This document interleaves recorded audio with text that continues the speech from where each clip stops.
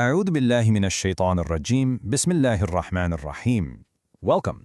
Today we're going to explore one of the most powerful, most moving rituals in Islam, the Sa'i. It's a physical act that actually teaches us a really deep spiritual truth, a lesson that isn't really for the mind, but for the body and the soul. So let's begin. And really, this one idea is the key to everything we're about to explore. You know, it's interesting. After the Quran speaks of patience, it doesn't offer us a long philosophical explanation of suffering. Instead, it asks the body to move, to walk, because some lessons, some truths, can only be learned through motion, through the lived experience of faith itself.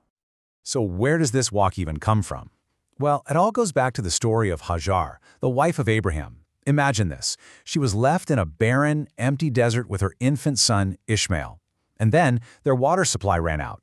In that state of utter desperation, she started a frantic search for help, literally running back and forth between two small hills. And this ritual, the Sa'i, is a reenactment of her movement. But it's so much more than just acting out a story of suffering.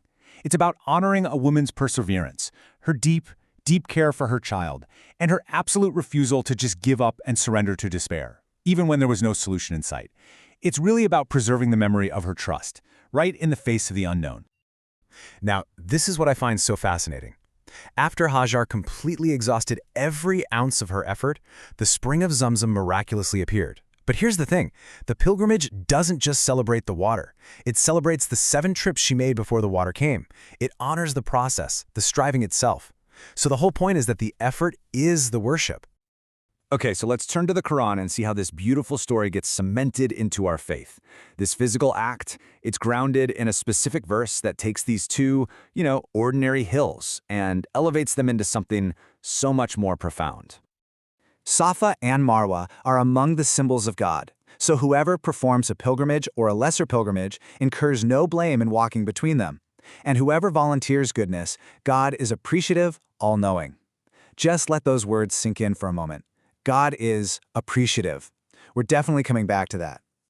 You know, to really grasp the depth of this verse, we've got to look at the original Arabic. The term Sha'ira Allah means embodied signs, symbols whose meaning is carried in action, not just words. Then there's La Junaha, which means no blame. It's like God is removing any hesitation, freeing your faith from self-doubt. Yattawafa bihima, this signifies that repeated, persistent movement. And finally, my favorite, Shakir. It means God is appreciative. It's almost as if God thanks the servant. I mean, what a stunning, radical reversal of the usual hierarchy we imagine. So with that foundation laid, we can now shift from the outer story to the inner, spiritual journey. Because Safa and Marwa, they're not just physical places on a map. They represent two fundamental states of the heart. And this just illustrates it perfectly. You've got these two poles of our spiritual life. On one side, you have Safa. Think of Safa as sincerity, that initial, pure moment of trust before you have any guarantees. It's that feeling of turning to God with a completely open heart. But then on the other side, you have Marwa. That's endurance under strain. That's the challenge of staying upright when that initial reassurance starts to fade, when fear starts to creep in. And the path, you see, isn't to just stay at one or the other, but to move faithfully between them. The great Sufi masters just captured this so perfectly. Al-Kushairi says, Hajar did not run because she knew. She ran because she trusted. Just think about that for a second. There was no divine command telling her to run. There was no promise of a reward waiting for her. Her movement was an act of pure trust in the face of absolute, total uncertainty. Her feet literally became a prayer. So that brings us to the next big question, right? Why this specific number? Why walk back and forth 7 times? Well, the number isn't just random. It carries a really deep spiritual psychology. The 7 crossings actually trace a complete inner journey. It starts with hope, that first turn to God. And then comes effort, your first sincere action. But soon after, doubt creeps in, and then fatigue. That's when your body and your spirit are really being tested. By the 5th crossing, there's this feeling of exposure, as the ego starts to realize its own vulnerability. And this leads to the 6th stage, which is release. Just letting go of that need to control the outcome. Until finally, on that 7th and final crossing, you arrive at surrender. Effort continues, but it's no longer coming from your own sense of power.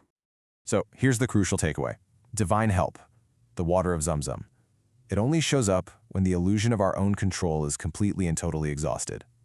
It doesn't come at the peak of our hope, and it doesn't come in the pit of our despair. It arrives in that quiet space where our effort has become pure, selfless surrender. So the real question is, how do we bring this profound wisdom into our own lives? I mean, we all have our own deserts, right? We all have our own journeys between hope and fear, our own personal Safa and Marwa. So I want to leave you with this reflection. O seeker, don't wait for certainty before you move. Run between what you know and what you cannot yet see. Your life's sa'i, your struggle. It isn't about freezing when you have clarity or collapsing under pressure. It's about faithful movement. Because that final crossing, it's not about arriving at some destination.